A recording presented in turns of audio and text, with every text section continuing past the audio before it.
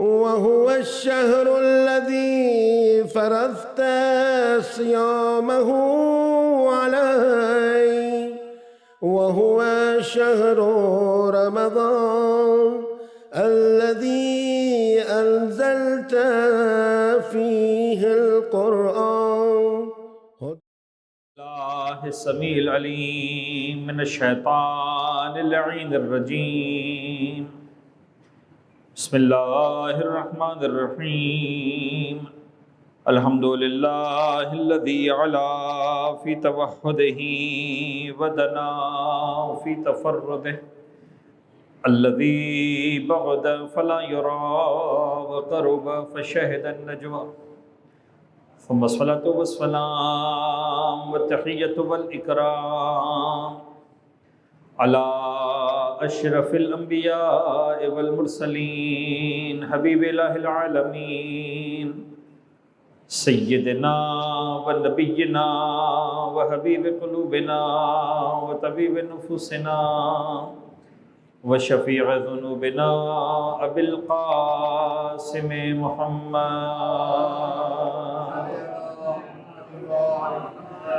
وعلى أهل بيته الطيبين الطاهرين المعصومين المنتجبين، لا سيما على بقية الله في الأرضين وحجته على العالمين، واللعن الدائم على أعدائهم ومنكري فضائلهم وغاصبي حقوقهم أجمعين من يوم ظلمهم وغصبهم وعداوتهم إلى يوم الدين. بسم الله الرحمن الرحيم.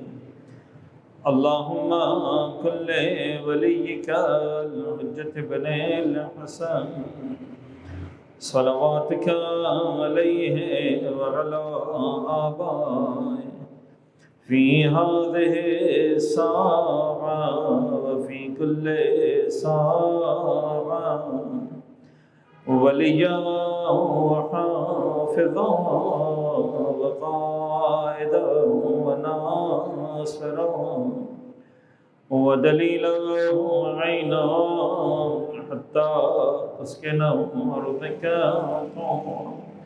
وتمتعه فيها طويلا. أما بعد فقد قال الله الحكيم في كتابه المبين. بسم الله الرحمن الرحيم. قل هو الله أحد الله الصمد لم يلد ولم يولد ولم يكن له كفوا احد. صلوات پڑھیں گے محمد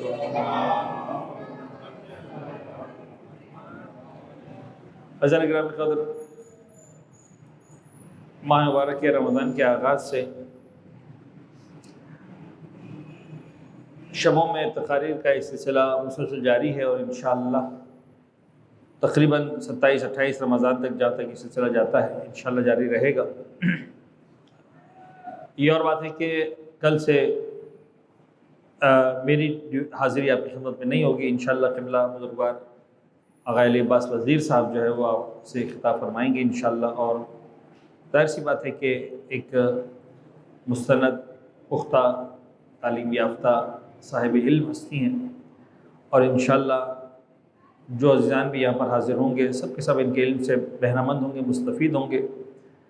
اس دعا کے ساتھ کہ پروردگار عالم ان کا تمام علماء حقہ کا سایہ ہمارے سروں پر سلامت رکھے، اور ہماری قوم کو علماء حقہ سے کما حق ہو مستفید ہونے کی توفیق عنایت فرمائے انشاءاللہ۔ ایک صلوات پڑھ دیں محمد و آل محمد۔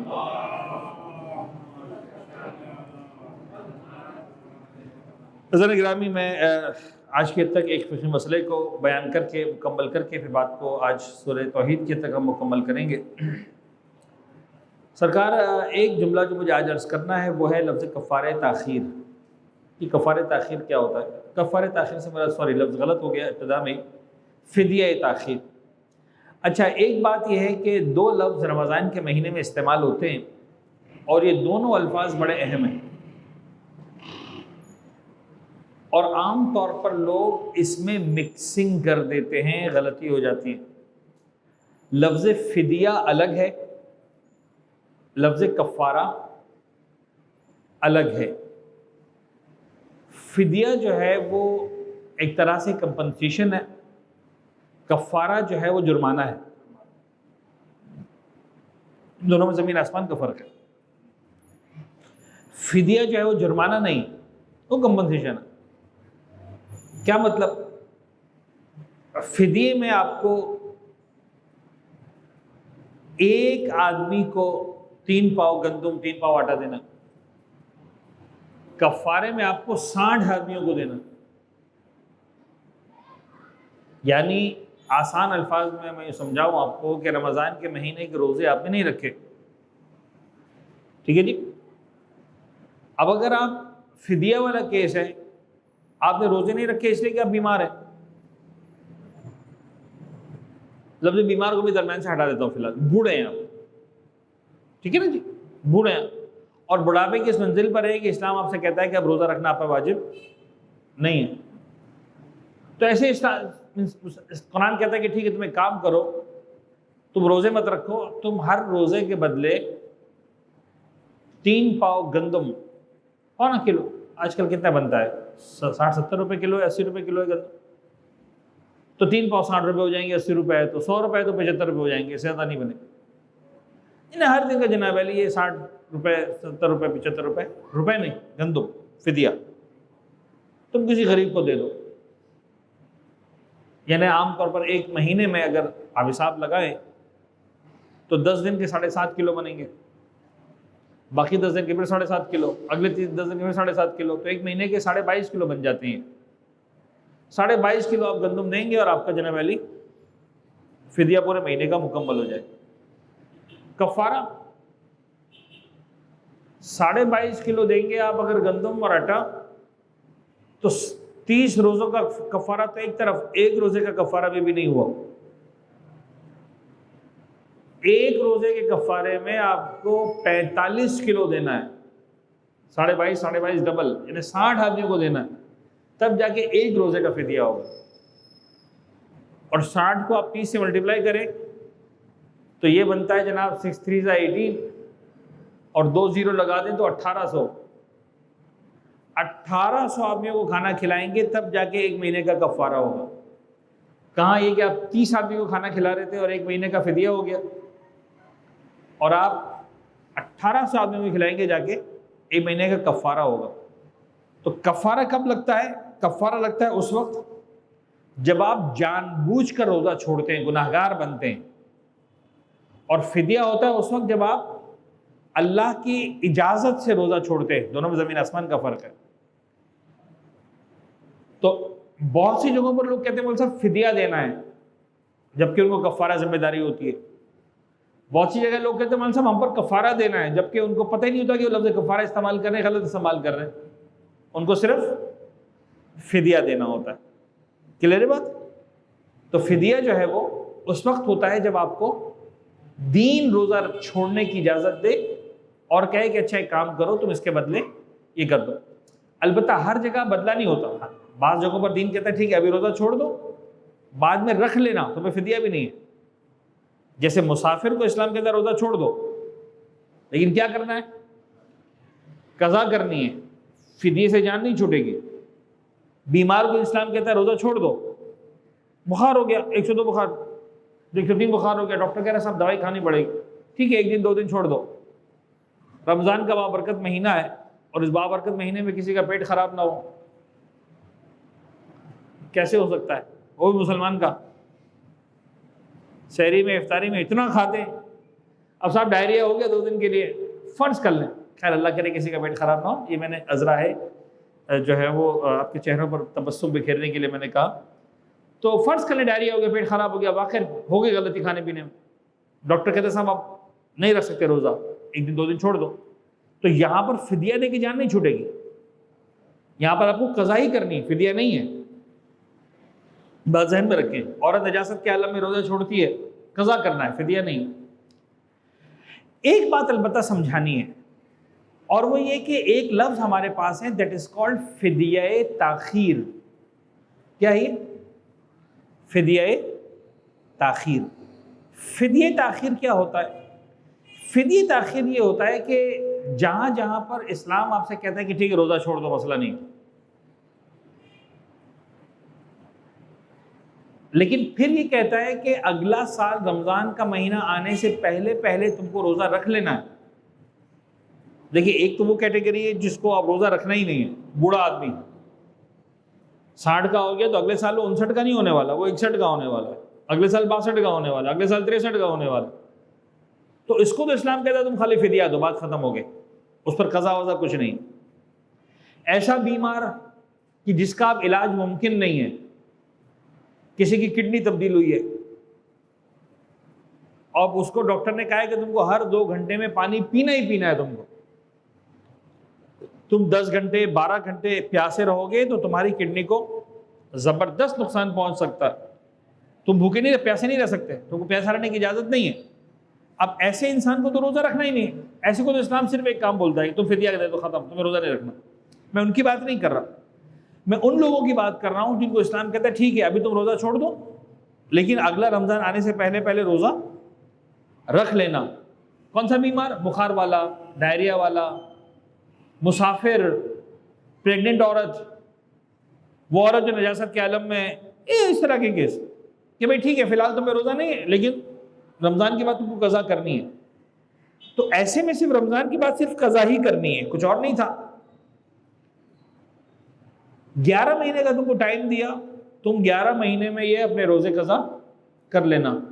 اگر کوئی شخص 11 مہینے تک روزے قضا نہ کرے اور اگلا رمضان آ جائے تو اسلام کہتا ہے کہ ٹھیک ہے اب تم کو ایک چھوٹی سی سزا بھی ملے گی۔ وہ سزا کیا ملے گی؟ تم کو قضا تو رکھنی ہے اس رمضان کے بعد بھی، لیکن تم نے 1 سال لیٹ کرنے کا جرمانہ بھی دینا ہے، اور وہ جرمانہ یہ ہے کہ تمہیں ایک غریب کو 3 پاؤ آٹا بھی دینا۔ بات سمجھ میں؟ تو اگر مثال کے طور پر فرض کر لیں کہ ایک آدمی رمضان کے مہینے میں بیمار ہوا، 3 دن بیماری کے ایسے روزے نہیں رکھے، کوئی مسئلہ نہیں، گناہ گار نہیں، اب اس کے پاس 11 مہینے ہیں، وہ ان 3 روزوں کی قضا کر لے۔ ضروری نہیں ہے گرمی کے مہینے میں ہی رکھے، انتظار کریں، دسمبر آئے گا پھر رکھوں گا، 12 گھنٹے کا روزہ ہے جلدی پورا ہو جائے گا، اس کی مرضی ہے۔ روزے رکھ لیے اللہ خیر صلاح، ذمہ داری پوری ہو گئی، لیکن اگلا رمضان آ گیا اس نے روزے نہیں رکھے، پورے سال میں اس نے 3 روزے بھی نہیں رکھے۔ اب اسلام کہے گا کہ تم کو روزے کی قضا تو کرنی ہے لیکن ہر روزے کے بدلے میں 3 پاؤ گندم بھی دو، 3 پاؤ آٹا بھی دو، تو 3 روزے کا ہو جائے گا پاؤ اور 3 پاؤ اور 3 پاؤ اور 3 پاؤ، یہ 2.25 کلو بن جائے گا۔ اب 2.25 کلو آٹا بھی تم کو دینا ہے، 3 روزے بھی رکھنے ہیں۔ یہ بات البتہ ذہن میں رکھیے گا، دیٹ از کالڈ کفارہ تاخیر، کہ اگر کوئی شخص اپنے رمضان کے روزے جو کسی ویلڈ ریزن کی وجہ سے قضا ہوئے ہوں اگلے رمضان تک نہ رکھے تو قضا کے ساتھ ساتھ اس کو تاخیر کا فدیہ بھی دینا پڑتا ہے۔ یہ تاخیر والا فدیہ ایک مرتبہ لگتا ہے، بار بار نہیں لگتا۔ ابھی 2000 کیا چل رہا ہے؟ 21، فرض کریں 2021 میں 3 روزے قضا ہوا ہے، 2022 تک نہیں رکھے، فدیہ تاخیر لگ گیا، 2023 تک بھی نہیں رکھے، اب فدیہ ڈبل نہیں ہو جائے گا، 2024 تک بھی نہیں رکھے تب بھی ڈبل نہیں ہوگا، فدیہ ایک ہی مرتبہ لگے گا، ایک قضا کرنی ہے، ایک غریب کو 3 پاؤ آٹا دینا۔ تو فدیہ تاخیر 1 سال لگتا ہے، اس کے بعد اگلے سال نہیں لگتا۔ ایک مرتبہ جو قضا غلطی ہو گئی، ایک مرتبہ فدیہ لگ جائے گا، اس کے بعد دوبارہ پھر وہ نہیں لگتا۔ یہ کے الیکٹرک کے بل کی طرح سے، لیٹ ہو گیا تو ایک مرتبہ لیٹ لگے گا، بار بار لیٹ نہیں لگے گا۔ ایک صلوات پڑھتے ہیں محمد والے محمد۔ سرکار بات ہو رہی تھی سورہ توحید پر، سورہ توحید پر اپنی گفتگو کو آج ہم مکمل کر رہے ہیں، تقریباً ساری کی ساری باتیں مکمل ہو گئی۔ سورہ توحید نے پروردگار عالم کی توحید کو، پروردگار عالم نے اپنی توحید کو سورہ توحید کے اندر بڑے کمال پر پہنچ کر بیان کیا۔ واقعاً مجھے اس بات کا بہت شدت سے اندازہ ہے کہ جتنا میں نے مطالعہ کیا تھا اور جتنا علماء نے لکھا ہے، جتنا ائمہ طاہرین نے وضاحتیں کی ہیں، میں اس کا شاید 5واں حصہ بھی آپ کو نہیں سنا سکا، میں اس کا 5واں حصہ بھی آپ کو نہیں بتا سکا۔ تفاسیر کے اندر بہت تفصیلات لکھی ہیں قل هو اللہ احد اللہ الصمد لم یلد ولم یولد ولم یکن لہ کفوا احد. کس بلندیوں پر جا کر اہل بیت اطہار نے اس لفظ صمد کو ڈیفائن کیا، اس لفظ احد کو ڈیفائن کیا، اس لفظ اللہ کو ڈیفائن کیا، ہوا کی تفصیلات کے اندر گئے، اور اس کے بعد پھر توحید ذات کی بات کی، توحید صفات کی بات کی، توحید افعال کی بات کی، توحید عبودیت کی بات کی. علماء نے بڑا ڈیٹیل میں جا کے توحید کو بیان کیا ہے. اور اگر آسان ترین الفاظ میں سمیٹ سکوں تو بنیادی طور پر 4 اقسام بیان کیے توحید کی، 4 اصناف بیان کیے توحید کی، 4 شاخیں بیان کیے توحید کی، کہ ایک اس انداز سے توحید کو سمجھو، ایک اس انداز سے توحید کو سمجھو، ایک اس انداز سے توحید کو سمجھو، ایک اس انداز سے توحید کو سمجھو. پھر اگر ہم ان کی شاخوں میں جاتے ہیں اور اس کو ڈیٹیل میں بیان کرتے ہیں تو پھر بہت سارے اعتراضات آتے ہیں عالم اسلام کی طرف سے. ان اعتراضات کے جوابات وہ سب کرنے جائیں تو آپ یقین جانیے رمضان کے شروع سے لے کر رمضان کے آخر تک ہم بیان کرتے رہیں، باتیں کرتے رہیں، سوالات کو ڈسکس کرتے رہیں، جوابات کو ڈسکس کرتے رہیں، رمضان کا مہینہ مکمل ہو جائے گا، توحید مکمل نہیں ہوگی. توحید ذات کیا ہے؟ اس کی ذات کو احد مانو. توحید افعال کیا ہے؟ توحید صفات کیا ہے؟ توحید صفات یہ ہے کہ صفات خدا کو ذات احدیت کا حصہ مانو. یعنی لفظ حصہ بھی شاید غلط ہو جائے گا، یعنی مجھے پتہ ہے کہ الفاظ چوز کرنے میں اردو زبان کے اندر اتنی طاقت نہیں ہے کہ ان الفاظ کو بیان کر سکیں جو پروردگار کی توحید کو سمجھا سکیں. یعنی ہر زبان کی ایک اپنی لمیٹیشنز ہیں. شاید پروردگار عالم نے اسی لیے زبان عربی کو پسند کیا. وَهَذَا لِسَانٌ عَرَبِيٌّ مُبِينٌ إِنَّا أَنزَلْنَاهُ قُرْآنًا عَرَبِيًّا. ہم نے قرآن کو قرآن عربی نازل کیا ہے. لہٰذا ایک باتوں میں ایک بات ذہن میں آگے تو آپ کو بتا دوں. لوگ کہتے ہیں مولانا صاحب ہم کو ترجمہ پڑھ کے قرآن کو سمجھنا ہے. بہت اچھی بات ہے. اس کا مطلب آپ کو بتاؤں، اس کا مطلب یہ ہے کہ مولانا صاحب مجھے پھول کی تصویر لے کے خوشبو سونگھنی ہے. بابا خوشبو کس میں سے آتی ہے؟ پھول کی تصویر میں سے نہیں آتی. آپ ایک پھول لیں، اس کو سونگھیں، آپ کو خوشبو آئے گی. اس کی آپ تصویر لے لیں، جتنی اچھی تصویر لے لیں، موبائل میں کھولیں اس تصویر کو، خوشبو نہیں آ رہی. یار کہاں سے آئے گی؟ یہ پھول نہیں ہے، یہ اس کی تصویر ہے. ترجمہ قرآن کی تصویر ہے، قرآن نہیں ہے. اور ابھی تک تو میں نے کہا تھا کہ پھول اور اس کی خوشبو. اب آ جائے دوا اور اس کی تاثیر. دوا کھائیں گے تو شفا ملے گی، دوا کی فوٹو دیکھیں گے تو شفا نہیں ملے گی. صاحب میں قرآن کا ترجمہ پڑھ رہا ہوں، ہدایت نہیں ہو رہی، شفا نہیں مل رہی. بابا جو شفا ہے وہ ان الفاظ کے اندر چھپی ہوئی ہے، ترجمے کے اندر نہیں چھپی ہوئی. آپ اردو زبان کے ترجموں کو دیکھیں، میں قسم کھا کے کہتا ہوں کہ اگر آپ کو 50 ترجمے ملیں گے تو 50 چاہے شیعہ، سنی، دیوبندی، بریلوی، وہابی، آپ کسی اس کی بات نہیں کرنا، کسی بھی زبان. حتیٰ شیعہ علماء نے ممکن نہیں ہے کہ جناب علی ایک ترجمہ کرنے والا بے عین نہیں وہی الفاظ استعمال کرے دوسرے نے کیے ہیں. ذیشان صاحب نے یہ ترجمہ کیا ہے، مفتی جعفر حسین صاحب نے یہ ترجمہ کیا ہے، فلاں صاحب نے یہ ترجمہ کیا ہے، فلاں عالم دین نے یہ ترجمہ کیا ہے. ہر ایک اپنے حساب سے صحیح سمجھا ہے. بابا یہ سارے الفاظ بدل جاتے ہیں، یہ کچھ لفظ لے کے آتا ہے، کچھ لے کے آتا ہے، کچھ لے کے آتا ہے. قرآن وہ ہے آسمان زمین پہ لے آؤ، زمین کو آسمان پر لے کے جاؤ، ایک زبر پیش اپنی مرضی سے آگے پیچھے نہیں کر سکتے. غور فرما رہے ہیں؟ معجزہ وہ ہے. لہٰذا یہ بات یاد رکھیں کہ قرآن سے تعلیم لینا، سمجھنا بہت اچھی بات ہے، بہت اہم ہے، ضرور مسلمان کو شوق ہونا چاہیے. لیکن قرآن کی جو عربیت ہے اس کی حفاظت بھی ضروری ہے. انا انزلناہ قرآنا عربیہ، ہم نے اس کو قرآن، وہذا لسان عربی مبین، یہ لسان عربی مبین ہے، یہ ہے آشکار کرنے والی. جو ہے وہ کس کے اندر ہے؟ لسان عربی کے اندر ہے، اس کی اپنی تاثیر ہے. خیر، تو توحید صفات کیا ہے؟ صفات خدا کو زائد بر ذات مت سمجھو. کائنات میں ہر شے کے ساتھ اس کی صفت الگ ہوتی ہے. انسان ہے ممکن ہے بہادر ہو، ممکن ہے بہادر نہ ہو، ممکن ہے گورا ہو، ممکن ہے گورا نہ ہو، ممکن ہے سننے والا ہو، ممکن ہے سننے والا نہ ہو، ممکن ہے بولنے والا ہو، ممکن ہے بولنے والا نہ ہو، ابھی غصے کے عالم میں ہو، کل غصے کے عالم میں نہ ہو، ابھی خوش ہو، کل خوش نہ ہو، ابھی محزون ہو، کل محزون نہ ہو۔ حزن 24 گھنٹے نہیں لگا ہوا، خوشی 24 گھنٹے ساتھ نہیں لگی ہوئی۔ غور فرما رہے ہیں؟ پروردگار کی ذات میں جو اس کی صفات ہیں وہ اس کی ذات سے علیحدہ نہیں ہیں۔ اس کی ذات اور اس کی صفات ایک ہے، توحید صفات۔ اب میں اس سے زیادہ بیان کرنے کی گنجائش نہیں۔ توحید صفات کے بعد توحید افعال۔ توحید افعال اتنا خطرناک مرحلہ ہے،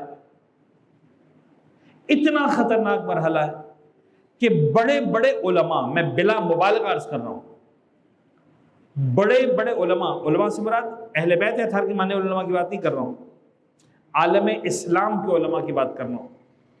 توحید افعال اتنا خطرناک، اتنا باریک، اتنا ڈیلیکیٹ مسئلہ ہے کہ بڑے بڑے علماء کے قدم یہاں پر آ کر ڈگمگا گئے۔ جو نہیں سمجھ سکے بات کو، جو تصور نہیں کر سکے صحیح انداز سے، تو انہوں نے وہ باتیں کر ڈالی کہ جس کا نتیجہ یہ نکلا کہ کائنات میں جو ہوتا ہے وہ سب پروردگار عالم ہی تو کرتا ہے۔ توحید افعال یہ ہے، یعنی کائنات کا ہر فعل، ہر عمل منتہی ہوتا ہے ذات واجب کردگار پر۔ یہ ہے توحید افعال۔ کائنات میں جو ہو رہا ہے در حقیقت اس سب کا منتہا الہ رب العزت کی ذات ہے۔ کائنات میں جو طاقت ہے، جو قدرت ہے، جو اختیار ہے، سب کچھ پروردگار کی طرف سے ہے۔ لہذا جو ہو رہا ہے پروردگار کے پاس سے ہو رہا ہے، جو کر رہا ہے پروردگار کر رہا ہے۔ اب یہ ہے توحید افعال۔ مجھے پتہ ہے میں جتنا بھی اچھے الفاظ استعمال کرنے کی کوشش کروں اس کے علاوہ نہیں سمجھا سکوں گا۔ نتیجہ کیا نکلے گا؟ نتیجہ نکلے گا کہ صاحب جو ہو رہا ہے وہ خدا کر رہا ہے۔ اب جو ہو رہا ہے خدا کر رہا ہے تو پھر اب اس کے بعد وہ ساری داستان شروع ہو جائے گی۔ یعنی چھوٹے لیول پر جناب علی فرض کریں میں نے آپ کی جیب کاٹ لی، آپ نے مجھے پکڑ لیا، میں نے کہا مجھے کیوں پکڑے، خدا کو پکڑو، جیب میں نے تھوڑی کاٹی، خدا نے کاٹی ہے۔ تو جو کام کرتا ہے خدا کرتا ہے، تو میں نے اس کا غلط فائدہ اٹھایا، آپ کی جیب کاٹ لی۔ اچھا اس کا جواب کیا ہے؟ اس کا جواب یہ کہ آپ ایک تھپڑ لگائیں جیب کاٹنے والے کو۔ بھائی میں نے کہا تھپڑ کیوں مار رہے ہو؟ کہ میں تھوڑی مار رہا ہوں، خدا مار رہا ہے۔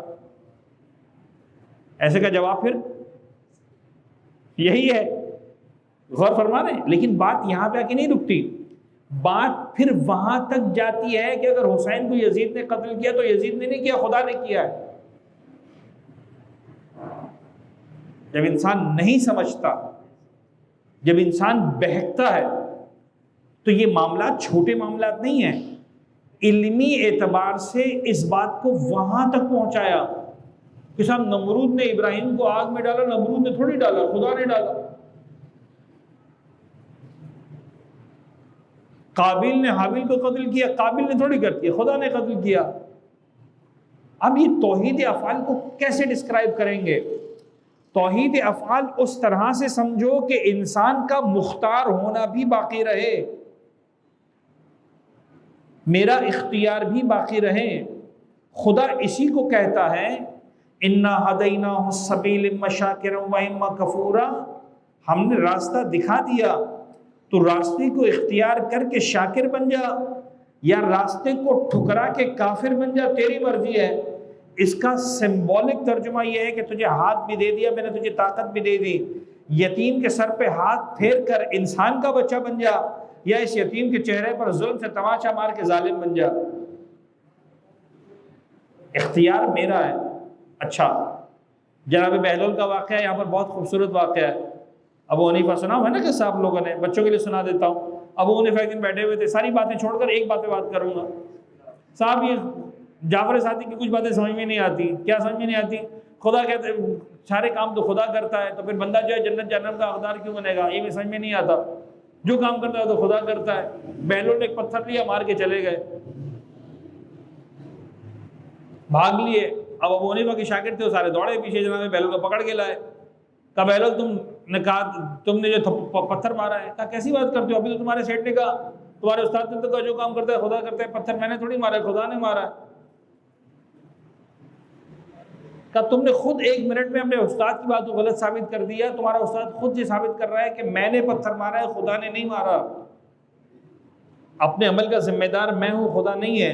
آیت اللہ خوئی نے بہت خوبصورت انداز سے اس کی وضاحت کی ہے، مسئلہ جبر و اختیار کی، یعنی انسان مختار ہے کہ نہیں ہے۔ لہٰذا میں تھوڑا سا اس کو آیت اللہ خوئی کے الفاظ میں جو ان کی ایگزامپل ہے اس کا اردو میں ٹرانسلیٹ کرتے ہوئے اپنے الفاظ میں سمجھانے کی کوشش کرتا ہوں۔ اللہ کرے گا میں اپنی بات آپ تک پہنچانے میں کامیاب ہو جاؤں گا انشاءاللہ۔ ایک صلوات پڑھ دیں محمد و آل محمد پر۔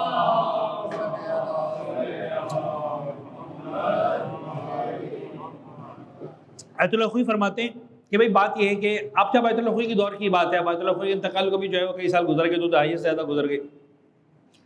وہ کہتے ہیں یار فرض کر لیں کہ ابھی جس دور میں آیت اللہ خوئی نے ایگزامپل دی یہ ٹیکنالوجی آ چکی تھی کہ صاحب فالج زدہ انسان ہے، اس کے ہاتھ میں فالج ہے، ہاتھ اس کا لٹکا ہوا ہے، ہاتھ میں جان نہیں ہے۔ ڈاکٹر سے تجربے کیے اور تجربے کر کے یہ کیا کہ صاحب بجلی کی طاقت سے اس کے انسان کو طاقت دی کہ اپنے ہاتھ کو اٹھا سکے۔ یہ تجربہ آیت اللہ خوئی کے زمانے میں ہو گیا تھا۔ اب آیت اللہ خوئی نے اسی چیز کا ایگزامپل لے کے بیان کیا کہ ایک بات بتاؤ، ایک شخص تھا کہ جس کے ہاتھ میں فالج تھا، اس کا ہاتھ لٹکا ہوا تھا، اس کے ہاتھ میں کچھ نہیں تھا، طاقت نہیں تھی، جان نہیں تھی۔ ڈاکٹر سے جناب علی سارے امتحانات، سارے ایگزامینیشن، سارے ٹیسٹ وغیرہ کرنے کے بعد بولا کہ صاحب بجلی دیں گے اس کے ہاتھ کو، اور بجلی کے ذریعے اس کے ہم ہاتھ میں طاقت دیں گے کہ اپنے ہاتھ کو اٹھا سکے، خود اپنے ہاتھ سے اٹھا کے کھانا کھا سکے، قلم اٹھا کے مثال کے طور پر لکھ سکے، فون اٹھا کے مثلا بات کر سکے وغیرہ وغیرہ۔ پیشنٹ کو لایا گیا، سارے جناب علی جو تجربات مکمل ہو، سارے بنیادی کام سارے مکمل ہو گئے، اس کے ہاتھ میں وہ تار وار جو لگانے تھے سارے لگا دیے، اور سب کچھ لگانے کے بعد جناب علی جو ہے وہ اب ڈاکٹر نے بٹھایا اس کو، اب اس کا ہاتھ ہے، اس میں جان نہیں ہے، یہ ہاتھ جو ٹیبل پہ رکھا ہوا ہے، تار وار سارے لگے ہوئے ہیں، مشینیں سارے لگی ہوئی ہیں، ڈاکٹر نے سب کچھ سیٹ کیا، تجربہ گاہ کے اندر گیا جہاں مشینیں لگی ہوئی تھیں، ڈاکٹر شیشے کے پیچھے سے دیکھ رہا ہے، بیمار سے کہا ہے کہ دیکھو جب ہم آواز لگائیں تم کو، اس کا مطلب ہم نے بٹن کو آن کر دیا ہے، تو تم جناب علی جو ہے وہ اپنے ہاتھ کو اٹھانا، ہم دیکھیں گے ہمارا تجربہ کامیاب ہوا کہ نہیں ہوا، تم اپنا ہاتھ اٹھانے کے قابل ہوئے کہ نہیں ہوئے۔ بات سمجھ میں آ رہی؟ آسان ہے یہاں تک۔ ڈاکٹر گیا اس کمرے کے اندر، اپنے لیبارٹری کے اندر، وہاں سے وہ دیکھ رہا ہے سب کچھ، اور جناب علی اس نے وہاں پر جا کے سارے بٹن کو آن کیے، سارے تار ایڈجسٹ کیے، سب کچھ ہو گیا۔ اب اس بیمار سے کہا کہ اب تم اپنے ہاتھ کو اٹھاؤ۔ اس بیمار نے زندگی میں پہلی مرتبہ جو اس کا ہاتھ فالج والا ہاتھ تھا جس میں جان نہیں تھی، اس نے جو ہے وہ یا علی بسم اللہ جو بھی کہیں، اس نے جو ہے مطلب اٹھایا اور اس کا ہاتھ اٹھا، وہ اپنا ہاتھ اٹھانے کے قابل ہو گیا۔ آیت اللہ خوئی کہتے ہیں رک جاؤ، رک جاؤ، ایک سوال کا جواب دے دو، یہ ہاتھ کس نے اٹھایا، ڈاکٹر نے یا بیمار نے؟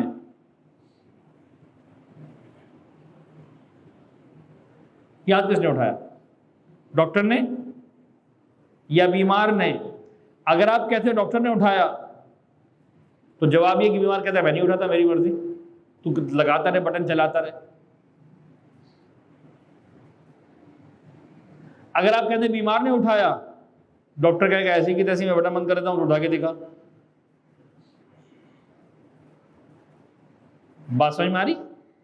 ڈاکٹر اگر بٹن بند کر دے تو بھی یہ ہاتھ نہیں اٹھا سکتا، ڈاکٹر سارے بٹن کھول دے یہ نہ اٹھانا چاہے تو بھی ہاتھ نہیں اٹھا سکتا۔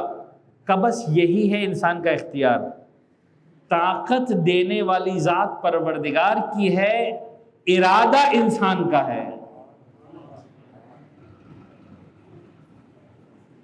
نہ آپ یہ کہہ سکتے ہیں کہ ڈاکٹر نے اٹھایا اکیلے، نہ آپ یہ کہہ سکتے ہیں کہ بیمار نے ہاتھ اٹھایا اکیلے، ارادہ بیمار کا تھا، طاقت اس ڈاکٹر کی دی ہوئی تھی، بس اتنا مجبور ہے کہ اگر وہ طاقت نہ دے تو اٹھا نہیں سکتا، اتنا مختار ہے کہ طاقت دے دے نہ اٹھانا چاہے تو بھی اٹھانے مجبور نہیں کر سکتا۔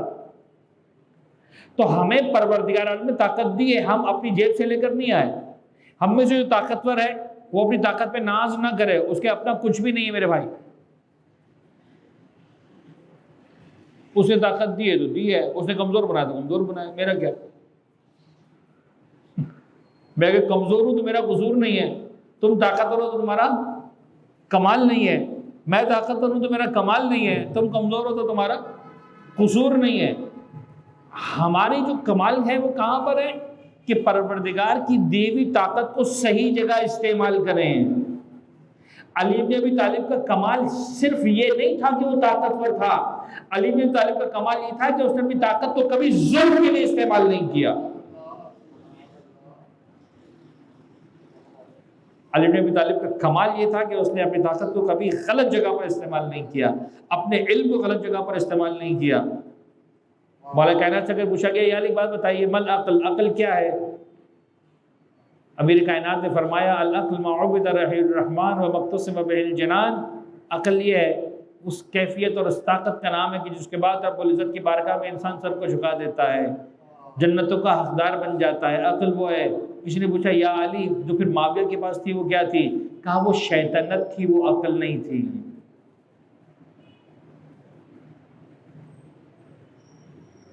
عقل کا منفی استعمال، عقل کا مثبت استعمال۔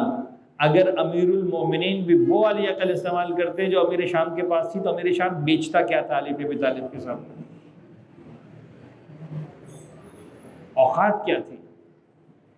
اگر مولا کائنات بھی اگر اسی طرح کا شاطرانہ پن اختیار کرتے جو پیغمبر کے بعد کیا گیا مولا کائنات کو ان کے حق سے محروم کرنے کے لیے، تو دنیا میں کسی کی طاقت نہیں تھی کہ علی بن ابی طالب سے ان کا حق چھین سکتا۔ اب غور فرما رہے، علی بن ابی طالب نے اپنی طاقت کو کبھی غلط استعمال نہیں کیا، صحیح مقصد کے لیے بھی غلط استعمال نہ کرنے والی ذات کا نام ہے علی بن ابی طالب۔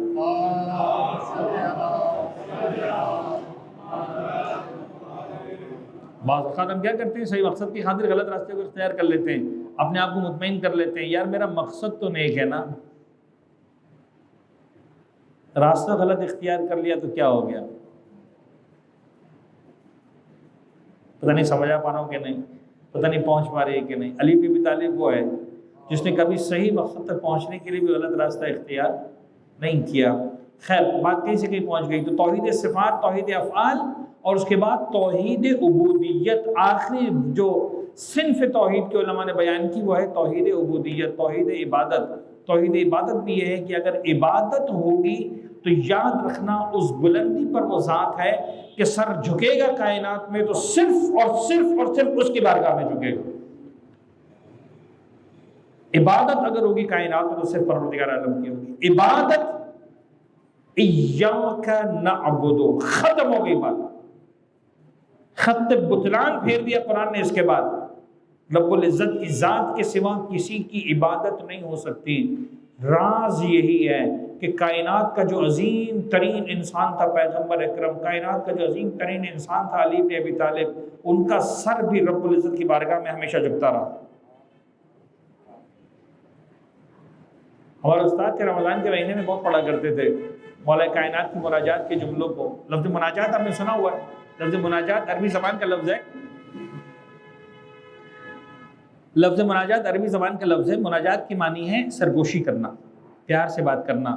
کبھی آپ نے دیکھا ہوگا، فرض کر لیں سسرال والی بیٹی مثال کے طور پر، ابھی سمجھانے کے لیے اگزامپل دے رہا ہوں اس کو، وہ اگر مثلا کئی سالوں کے بعد آئی ہے تو ماں بیٹی لگے ہوئے کونے میں آرام سے باتیں کی جا رہی دیٹ از کالڈ مناجات۔ کائنات کی کسی تیسرے آدمی کو خبر نہیں ہے، میں وہ استعمال نہیں کرنا لفظ عاشق و معشوق، دو دوست، دو گہرے، میں نے اس لیے ماں بیٹی کی مثال دی، آپس میں لگے ہوئے بات کر رہے، ختم، دنیا سے بے خبر، دیٹ از کالڈ مناجات۔ امیر کائنات جب مناجات کرتے تھے ایسا لگتا تھا کائنات تھم گئی اپنے مقام پر۔ علی بن ابی طالب رب العزت کی بارگاہ میں سر کو جھکاتا تھا، بات کرتا تھا۔ 3 جملے میرے مولا مناجات میں کہا کرتے تھے، خدا کی قسم عجیب ہے، عجیب ہے۔ پہلا جملہ امیر کائنات فرمایا کرتے تھے الہی، خدا سے کہتے تھے الہی کفا بی عزن ان اکون لک عبدا، پالنے والے علی کی عزت کے لیے اتنا کافی ہے کہ میں تیرا بندہ ہوں۔ اللہ الہی کفا بی عزن ان اکون لک عبدا، میری عزت کے لیے اس سے بڑھ کر اور کیا ہوگا، اس سے بڑی عزت میرے پاس کیا ہے، میری یہ عزت کافی ہے کہ میں تیرا بندہ ہوں، مجھے اس سے بڑی عزت نہیں چاہیے، اس سے بڑی کائنات میں کوئی عزت نہیں ہے۔ وَكَفَى، دوسرا جملہ، 3 جملے کہتے تھے، دوسرا جملہ فرماتے تھے وَكَفَى بِي فَخْرًا أَن تَكُونَ لِي رَبًّا، اور اگر کسی بات پر علی کو فخر کرنا ہے کائنات میں تو اس سے بڑی بات نہیں ہے کہ تو میرا رب ہے، تو میرا پروردگار ہے۔ حضرت گرامی آپ نے دیکھا ہے ماں باپ جب اپنے بچوں کو سزا دیتے ہیں تو کیا کرتے ہیں؟ جو سب سے بڑی سزا دیتے ہیں، ماں باپ اپنے بچے کو جو سب سے بڑی سزا دیتے ہیں وہ یہ کرتے ہیں کہ اس کو آنکھ کر دیتے ہیں، ڈس اون کر دیتے ہیں، تو میری اولاد نہیں ہے۔ جب اب آپ کی اولاد ہے، شناختی کارڈ پہ نام لکھا ہوا ہے، برتھ سرٹیفکیٹ نام لکھا کا نہیں، ہم اس کو اپنی اولاد ماننے کو تیار نہیں، یہی ہوتا ہے نا آنکھ کرنا۔ اب ذرا غور کریں، پروردگار اپنے بندے سے اتنا ناراض ہو جائے کہ اس کو ڈس اون کر دے، جا تو آج سے میرا بندہ نہیں ہے۔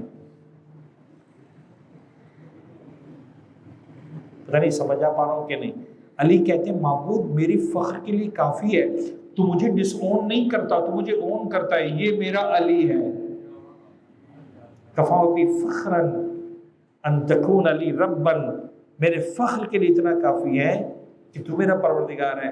اس کے بعد جب یہ دو جملے کہہ دیتے تھے نا مولا کائنات، پتہ نہیں سجدے میں جا کے کہتے تھے کیا ہوتا تھا، پھر کہتے تھے الہی معبود انت کما احب، تو ویسا ہے جیسا علی چاہتا ہے، انت کما احب، جیسا علی کو پسند ہے، جو علی کو محبوب ہے، انت کما احب، حب سے نکلا لفظ، جو علی کو پسند ہے، جیسا علی چاہتا ہے، معبود تو ویسا ہے، فجعلنی کما تحب، مجھے ویسا بنا دے جیسا تو چاہتا ہے، مجھے ویسا بنا دے۔ سر میں سمجھانا چاہ رہا ہوں، میں نہیں رک پاؤں گا، 2 جملے بولوں گا اس جملے کو سمجھانے کے لیے، اس کے بعد ذکر مصائب پر آؤں گا۔ الہی انت کما احب، میں آپ کو سمجھانے کے لیے جملہ کہتا ہوں۔ فرض کر لیں ہم سب ماشاءاللہ جاہل کوئی بھی نہیں، یہاں پر سب پڑھے لکھے لوگ ہیں، ایک کاغذ تھما دیں آپ نے سب کے ہاتھ میں کہ یار بتاؤ خدا کیسا ہونا چاہیے، تو ہم کچھ نہ کچھ لکھیں گے، ایسا ہونا چاہیے، ایسا ہونا چاہیے، ایسا ہونا چاہیے۔ بھئی خدا ایسا ہو تو قبول ہے، میں اور آپ بہت جلدی راضی ہو جائیں گے خدا پر۔ اچھا دنیا کے سب سے بڑے فلسفی کو لے کر آ جائیں، بھئی تو بتا خدا کیسا ہونا چاہیے، تو وہ میرے اور آپ کے لکھے ہوئے کو دیکھے گا، کہے گا تم پاگل ہو، اتنے سے پہ راضی ہو گئے، خدا ایسا ہونا چاہیے، ایسا ہونا چاہیے، ایسا ہونا چاہیے۔ ایسا ہے کہ نہیں؟ سمجھا پا رہا ہوں کہ نہیں؟ دنیا کے سب سے بڑے سائیکالوجسٹ کو لے کر آ جائے، یا تم بتاؤ خدا کیسا ہونا چاہیے، وہ کہے گا نہیں ایسا ہونا چاہیے۔ دنیا کے سب سے بڑے ماہر اقتصادیات کو لے کر آ جاؤ، تم بتاؤ خدا کیسا ہونا چاہیے، خدا ایسا ہونا چاہیے، ایسا ہونا چاہیے۔ دنیا کے سب سے بڑے میتھمیٹیشین کو لے کے آ جاؤ، تم بتاؤ خدا کیسا ہونا چاہیے، وہ کہے گا ایسا ہونا۔ یہ سارے کے سارے جس خدا پہ راضی ہوں گے وہ چھوٹے موٹے خدا پہ راضی نہیں ہوں گے، ان کا لیول بہت اونچا ہے۔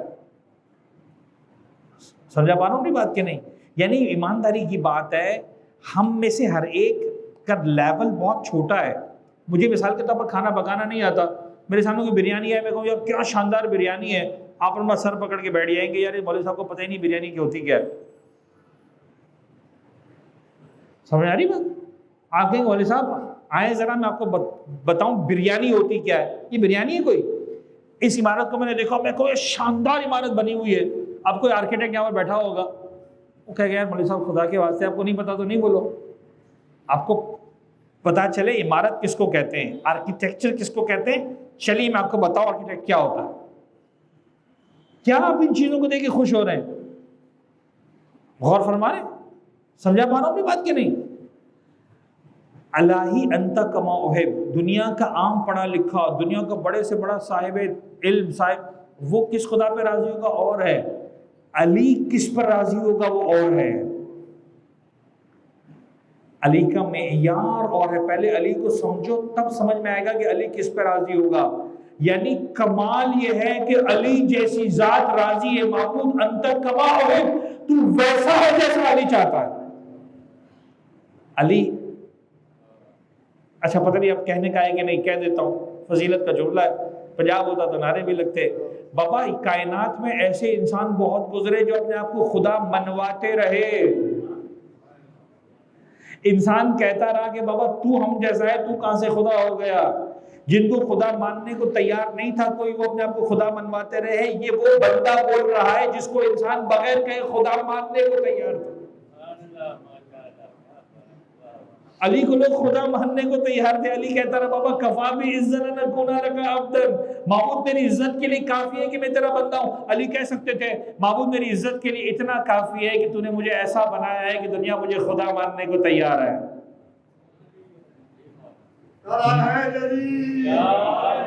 نہیں کہا علی ابن ابی طالب نے جملہ، خدا کی قسم نہیں کہا.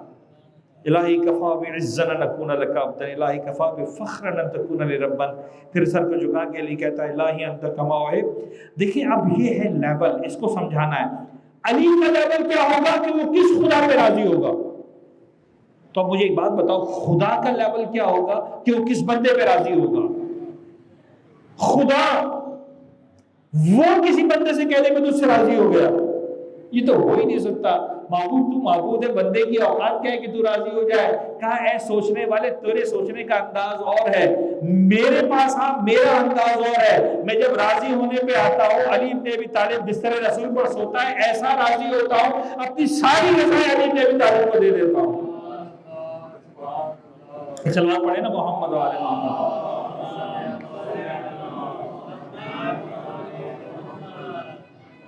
ومن الناس من یشری نفسہ ابتغاء مرضات اللہ. راضی ہونے کی بات ہے، ساری کی ساری مرضیاں دے دی. کائنات میں کوئی بھی اب رضی اللہ ہو ہی نہیں سکتا جب تک علی کی چوکھٹ پہ سر نہ جھکا دے. مرضی پروردگار لینی ہے تو یہاں پہ ساری کی ساری ایجنسی یہاں پر ہے بھائی، ساری کی ساری مرضی. من الناس من یشری نفسہ ابتغاء مرضات اللہ. ایسا نہیں گرامی، درد صرف یہ ہے، بس میں نے گفتگو کو مکمل کیا. دو چار جملے ذکر مصائب کی، کل شب شہادت ہے. قبلہ آغا علی عباس انشاءاللہ وزیر صاحب جو ہے مصائب بھی پڑھیں گے، گریہ بھی کریں گے، گریہ بھی ہوگا، پرسداری بھی ہوگی. ایسا نہیں گرامی، درد یہ ہے اس جیسا باپ، اس جیسا علی، اتنا بلند علی، اتنا کریم علی، صدیاں گزر گئی، آج علی کا نام لیتے ہیں ہمارا دل پسیج جاتا ہے، آنکھوں میں آنسو آ جاتے ہیں، برداشت نہیں ہوتا. خدا گواہ میں نے بھی افطار کیا، آپ نے بھی افطار کیا، آرام سے روزہ رکھا، افطار کر کے آئے نا. کوئی پوچھے زینب کبریٰ سے آج کے روزے کا افطار کیسے،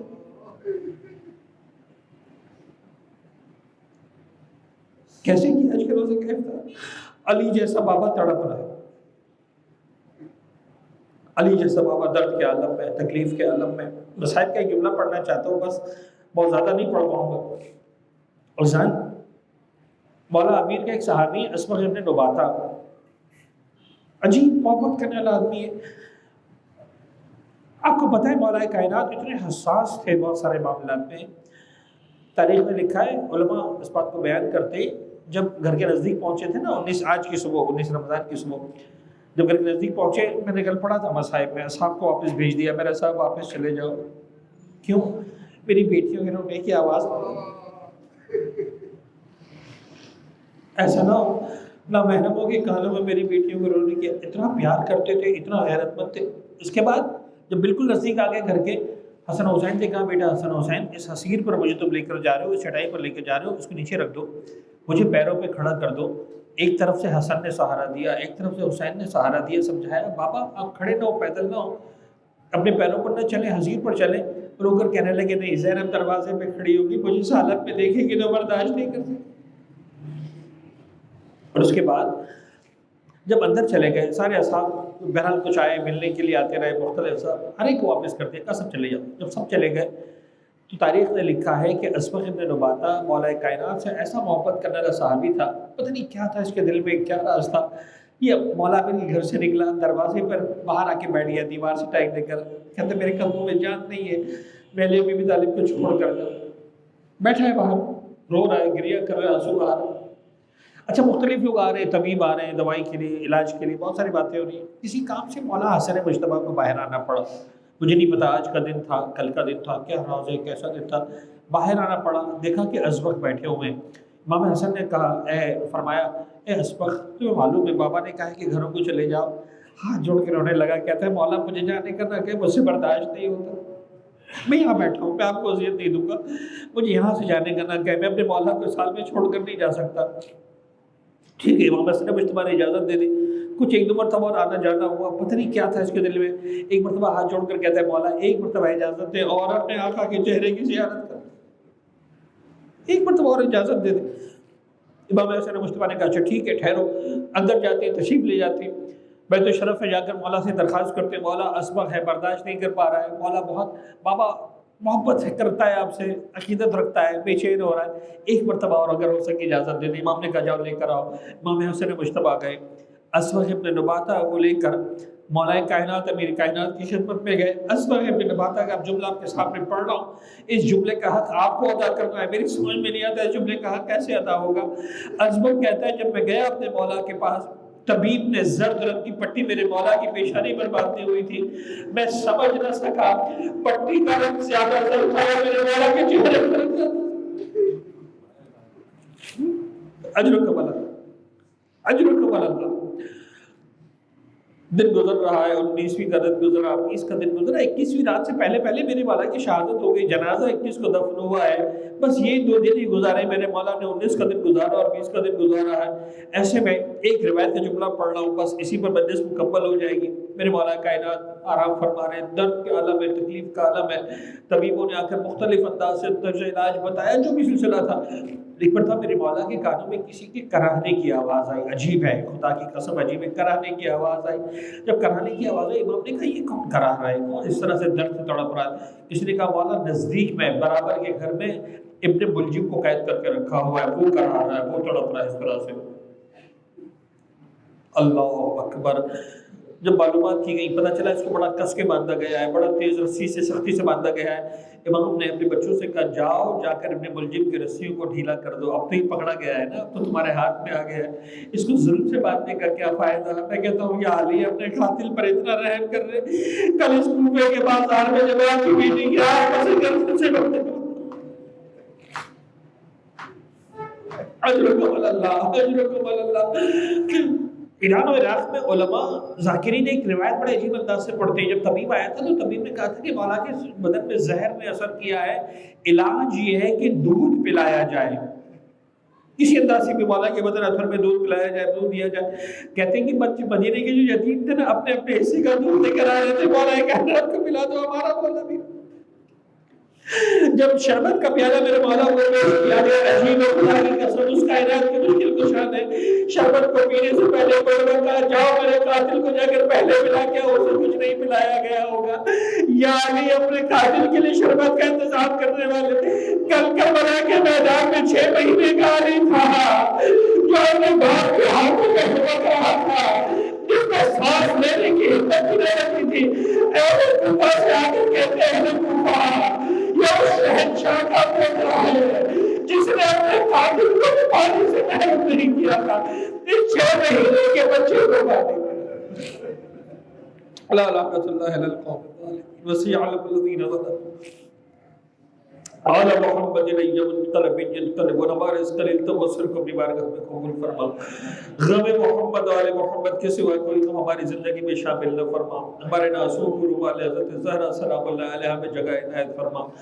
جب تک زندہ رہے ذکر محمد و آل محمد کرنے والوں میں ہم سب کا نام شامل فرما۔ معبود محمد و آل محمد کا واسطہ قلب ناظرین امام زمانہ کو سے راضی و خوشنود فرما، ان گناہگار آنکھوں کو مولا کے دیدار سے منور فرما۔ پالنے والے امیر المومنین امیر کائنات کی عظمتوں کا واسطہ نجف کربلا کاظمین خراسان سامرہ بجی عجیب حالات سے گزرے، کہیں پر راستے کھلے کہیں پر راستے بند ہیں، مولا اہل بیت یا تھار کے طفیل پالنے والے اس بیماری سے عالم انسانیت کو نجات عنایت فرما۔ ایسے اسباب کے انشاءاللہ ہم سب آج یہاں بیٹھ کر مولا کا ذکر کر رہے ہیں، کل نجف میں مولا امیر کے حرم کے سامنے بیٹھ کر مولا کا ذکر کرنے والوں میں ہم سب کا نام شامل فرما۔ قلب ناظرین امام زمانہ کو ہم سے راضی و خوشنود فرما، ہمارے گنہگار آنکھوں کو مولا کے دیدار سے منور فرما، اپنی آخری حجت امام اسر والزمان کے ظہور میں تعجیل فرما۔ ربنا تقبل منا انك انت السميع العليم ماتم حسین یا حسین۔